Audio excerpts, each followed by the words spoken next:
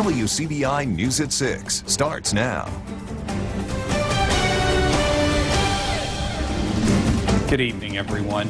The attorney representing the family of a woman allegedly killed by a former Oxford police officer last month releases explicit details about the homicide and is now suing the city of Oxford for millions of dollars. In a statement, the Clayton's attorney says they are suing the city for wrongful death and negligence. Dominique Clayton was found dead in her home on May 19th. The statement goes on in detail saying that Officer Matthew Kenny went to Clayton's home in his uniform and allegedly committed the murder.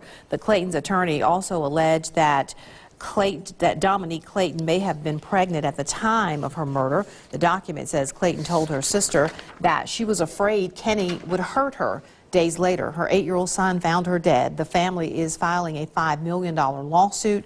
This afternoon, the city of Oxford released a statement saying they have no comment.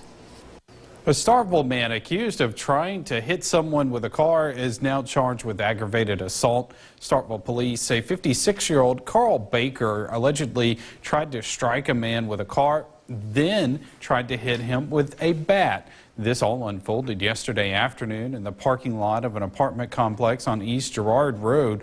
It's unclear if the victim was injured. Police have charged Baker with aggravated assault. He's in the Oktibbeha County Jail on a $5,000 bond.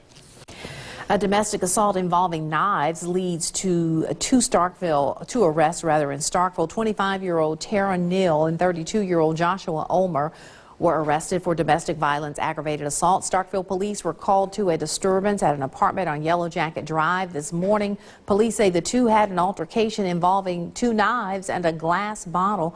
Both are expected to make an initial appearance in municipal court this evening. A man who pled guilty to a 2016 child sex crime will serve 30 years in prison and faces deportation. 34-year-old Luis Enrique Acosta Escobar, who was in the U.S. illegally, is charged with forcing sexual intercourse on a child under 14. Today, Acosta Escobar was sentenced to 40 years in prison with 10 years suspended. He will be required to register as a sex offender and faces deportation after his sentence. A log truck rolls over in Lamar County this afternoon, injuring the driver. The accident happened on Highway 96 near the County Road 75 intersection. Alabama law enforcement agency state troopers believe the load of the truck shifted when the driver turned onto Highway 96. Logs scattered across the highway and on the shoulder of the road. Highway patrolmen tell WCBI the driver of the big rig was taken to the hospital with what appeared to be non-life-threatening injuries. The accident remains under investigation. On state highways and city streets, the Mississippi Highway Patrol and city officers can pull you over for going over the speed limit. But if you speed on most county roads in Mississippi, there's not a lot law enforcement can do about it. Only one sheriff's department in North Mississippi is allowed to use radar. Our Cash Matlock spoke with law enforcement in neighboring counties about the pros and cons of using radar in the county. Oktibbeha County Sheriff Steve Gladney is currently serving his second term in office, but he says the debate over whether or not sheriff's deputies should have radar guns dates before his time. I know for years they've been trying to get a bill through the legislature to where sheriffs could run radar, and so far it hadn't never passed. Gladney says he would like to see sheriffs across the state at least be given the option to use speed radars or not. It's just a tool to be able to get out and work a problem part of the county or a certain stretch of road, and the only reason you do that is for safety reasons. Sheriff Cecil Cantrell in Monroe County, however, sees both sides of the issue. There's pros and cons to anything that you do. You know, some people would like it, some people wouldn't like it, so you know, we kind of just leave it up to the legislature to make those decisions. However, Gladney says the legislature needs to consider counties with higher populations. Now you get out here now, I've got around 9,000 bedrooms, apartments out in the county, you know, and there's issues there, you know, with the students driving a little fast or, you know, a rash of accidents in a certain location. Gladney says the majority of residents in his county don't even know about the radar problem. They'll call up here and, you know, complain about, you know, where they live in part of the county that there's a lot of speeders, and when I tell them that we can't run radar, they kind of, kind of shocked about that. Gladney and Cantrell say Lowndes County is the only county in our area allowed by state law to use radar guns, and they don't see that changing anytime soon. It's going to cost money. It costs money to run anything, and I don't know how much radar would be, but I'm sure it would be very, very expensive. It's kind of frustrating to us if we've got a certain part of the county out there where we're getting complaints from the citizens that cars are speeding up and down the highway, and really what we can do is to go out there and just be seen, because we don't, can't run radar. But And Sheriff Cecil Cantrell from Monroe County also said speeding was the #1 cause of death for drivers across the area. This afternoon, he told us that. Now, time for a first look at our forecast. We'll turn things over to Chief Meteorologist Keith Gibson. Well, Andrea, more sunshine today, some friendly clouds. We had a few isolated blips out there this afternoon, but right now, as you can see at 6:05 in downtown Columbus, things are looking pretty good. Oxford already down to 79 degrees, Tupelo 81. Northerly breezes continue. We were zoomed in on a rogue shower there, or at least sprinkles southeast of Louisville over the last couple of minutes. Right there has fallen apart. Just one big cloud probably. And you can see the isolated showers beginning to migrate away from our area. So a lot of us will cool down into the 70s and upper 60s by mid to late evening. Mostly clear conditions. The wind will settle on down. Lows, look at this, down into the upper 50s in most spots here. Full forecast is coming up. Today is the first day tornado debris is being removed in Hamilton. Monroe County Road Manager Sonny Clay says the county has been working since April to get the proper burn permits and leases. He says a contractor is set to bring in 12 to 15 trucks to help remove debris from the roadside. We want to remind all our landowners that this contractor will make 3 passes. I know a lot of folks have got so much debris on the right-of-way they can't get anything else to it, but as this bulk goes through this first time, and they'll get the bulk of it this first go-round, that'll clear some more room that you can bring some other things onto the road. We're going to require the contractor to make 3 passes.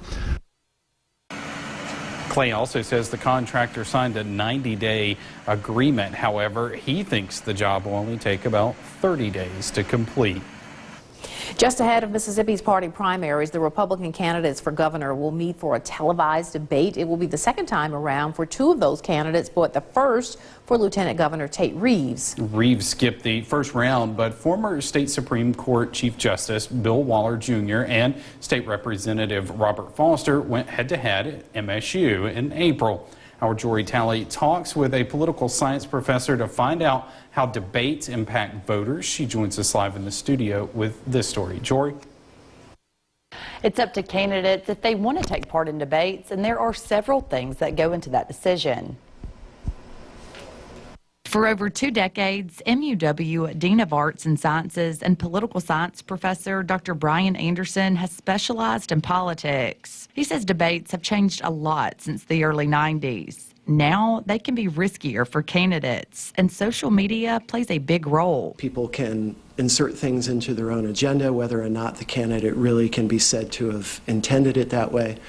And I think candidates are much more wary of this encounter. Because social media can just immediately carve up what might be a carefully crafted answer and presentation into pieces that don't look very flattering. Anderson says risk management is another big reason for candidates, especially frontrunners, to skip the debate. It is much better for a candidate, especially if they're leading in the polls and seem to have an advantage, to get the short-term criticism of not being a fair sport and debating candidates who may not be very well known by comparison. Anderson says it's all about controlling the environment. That often means screening the questions and even who is allowed in the audience. Something like the Hyde-Smith-Espy encounter, where they're going to really filter out who gets in the room, is an attempt to prevent those chance questions or occurrences of behavior that might throw somebody off guard, something said from the audience or something introduced at the last minute. The professor says the risk can be greater for local candidates if they don't show up for a debate. We're still at a point where local politics can be much more genuine, much more personal, and that you can say, I know this person, I've worked with this person, I see them around town, and if they're not showing up, they're acting a little too high and mighty. Often, it's the undecided voter who has the most to gain from the head-to-head competitions. There's going to be some others, like Medicaid expansion or something, where a candidate no matter where they stand on the issue, has to have an answer, and that answer is going to impact people's well-being. And so your on-the-fence person is going to be looking at that saying, maybe I can learn something at this moment and won't have to do deep research. The upcoming debate will be aired statewide, including here on WCBI on July 23rd at 7 p.m. The Diamond Dogs are heading to Omaha, and so are their fans. We add at some of the costs when we come back. You're watching WCBI News at 6 with Andrea Self and Joey Barnes. Welcome back. Omaha, Nebraska is about to be a popular sports tourism destination. The College World Series is coming, and one team that's sure to win is the hotel owner. No doubt. Regardless of what team you're rooting for, you may face room rates around $300 to $400 a night if you don't act fast. Our Stephanie Poole finds out there are still some deals out there, and now she joins us live in the studio with more on that story. Stephanie. Yes, traveling to Omaha may take a bulldog-sized bite out of your checkbook, but there are some ways to make this trip a little more affordable. With a win in the Starkville Super Regional, the Mississippi State Diamond Dogs have punched their ticket to the College World Series and are headed to Omaha. While the team may have their accommodations booked, some of the Bulldog faithful are looking for deals in a hurry. Our hotel block that we currently have available, it's $299 a night. Alumni Association Executive Director Jeff Davis says the Marriott Hotel is the most affordable price fans can find, and the Alumni Association can help them get it. Discounted rate, based better than what they can get on their own if they try to book at the same hotel. He says the hotel will also host pre-game festivities in Omaha. It's a central meeting point for, regardless of where folks are staying, they can come and celebrate with a Bulldog family. Chip and Suzanne Vance are planning to celebrate their 31st wedding anniversary in Omaha. And instead of doing a gift for each other, we said, well, if the Bulldogs make it to Omaha this year, we're going to go. The Vances say there's no limit on prices when it comes to supporting the Diamond Dogs. Whatever it takes. We'll see. Hopefully we can get tickets. That's the biggest part, but we're going to do what we need to do. Of course, our own WCBI sports team is getting ready to hit the road. And if you want more information on the Alumni Association discount, you can visit their website for more information. Bulldog merchandise is, of course, flying off the shelves as fans gear up for the World Series. During the Starkville Super Regional, sales went through the roof at the lodge. Hundreds of customers stopped by to grab practically anything maroon and white. The store's owner says they are always busy, but they see a significant spike in revenue during baseball and football season. Anything like that brings a lot of people to town benefits the entire community, and the crowds here are second to none in the country. And College World Series apparel will be available in a few short days. Weather-wise, in our area right now, no problems whatsoever. That's our Alpha Insurance Camera Network. We have some great weather coming up over the next few days. Your full forecast is next. Your WCBI First Alert AccuWeather forecast with Chief Meteorologist Keith Gibson.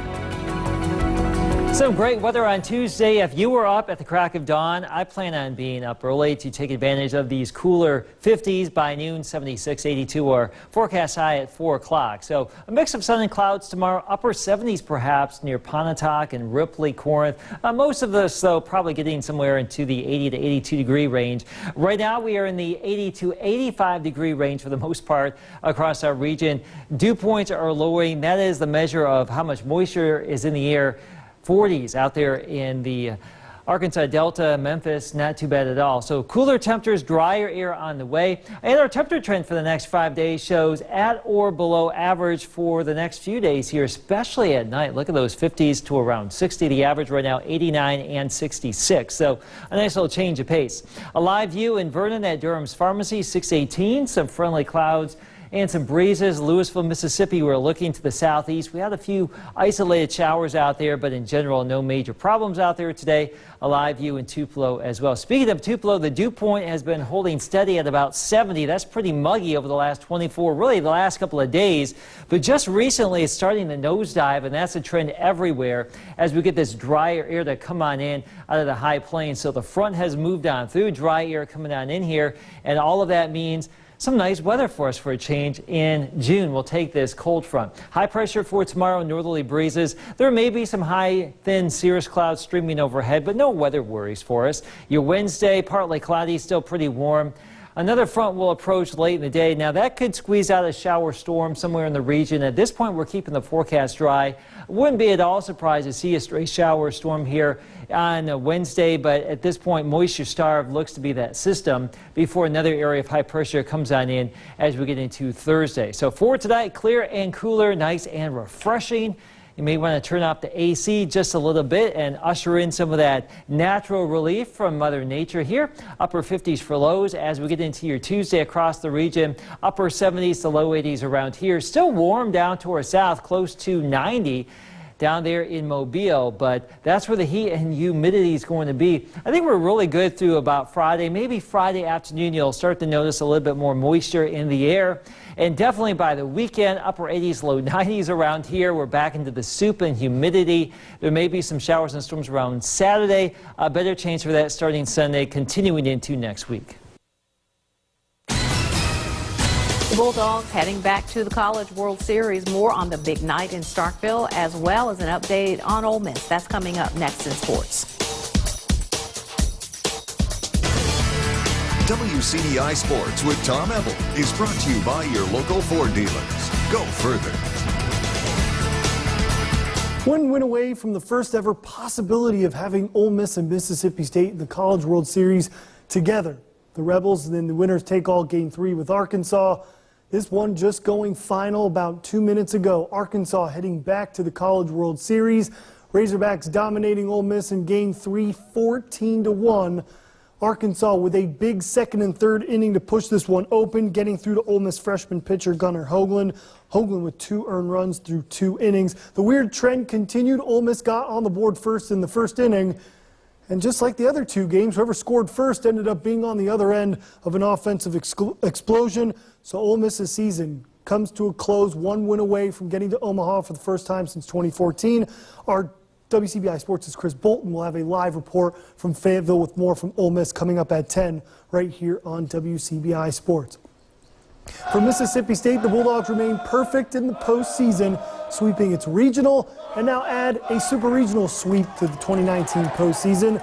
Dudy Noble Field was electric last night, living up to the expectations. Almost 25,000 attending the 2 super regional games. Dustin Skelton saying Stanford was in awe of the atmosphere.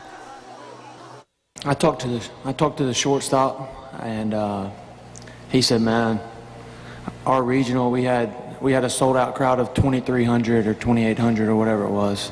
And I said, "Yeah, well, you're in front of 13,000 right now. How's it feel?" And he's like, "Man, it's unlike anywhere else." I can't talk to my coaches. I mean, it is so loud, and they are so into it and so knowledgeable about the game. You know, I told John after the game, I mean, what an unbelievable place to play. And I was never here at the old ballpark, but this new one is special. So who the Bulldogs will meet in Omaha? SEC foes meet again. The Auburn Tigers continue their magical postseason run, putting up a 13 spot in the first inning, ultimately winning the series in 3 games over 14 national seed North Carolina, 14-7. Amory native and former Mississippi State assistant coach Butch Thompson taking Auburn to the College World Series for the first time since 1997 and the 5th time in program history. So with Arkansas's win over Ole Miss, the field in Omaha is officially set. Here's one side of the bracket. Texas Tech, number 8 national seed. Arkansas, that just happened moments ago, so they're the 2 national seeds left on that side of the bracket, as well as the upset specials of Michigan and Florida State. The Wolverines and Seminoles were members of the last 4 into the tournament, Michigan defeating #1 overall seed UCLA yesterday, as well as Florida State in Mike Martin's farewell tour defeating LSU on the road. And then the other side of the bracket, a murderer's row. Vanderbilt, Louisville, and Mississippi State, 3 top 8 seeds on one side of the bracket. Vanderbilt and Louisville will be meeting up, as well as Mississippi State and Auburn. Just a brutal matchup on that side of the bracket. But if you're looking to before, Mississippi State and Auburn meeting in March, the Bulldogs able to take 2 out of 3 in that series. So anything happens in Omaha, all you need is 1 win away. Speaking with head coach Chris Lemonis yesterday, there's really not much to think about with the pitching setup. It's going to be Ethan Small on Saturday or Sunday in Omaha. We'll have much more once the schedule is released, coming up right here on WCBI Sports. But that's it for sports. We'll have last year's forecast coming up next. All right, here's our 7-day planner. We're looking pretty nice Tuesday, Wednesday, Thursday, Friday. Lower humidity, guys. The dry air is coming on back. Comfortable temperatures. Now, by the weekend, we're going to have more heat, humidity, so those pop-up showers and storms will return. But tonight starts a nice trend down into the 50s by sunrise. That's going to be nice for June. We don't get 50s very often. No, it's a rare little treat for us. Yeah. And I was actually looking, the record lows for this time of year, low 50s, probably not that cold, but still nice nonetheless. I'll take it. Absolutely. All right. Thanks so much for joining us, everybody. Have a good night.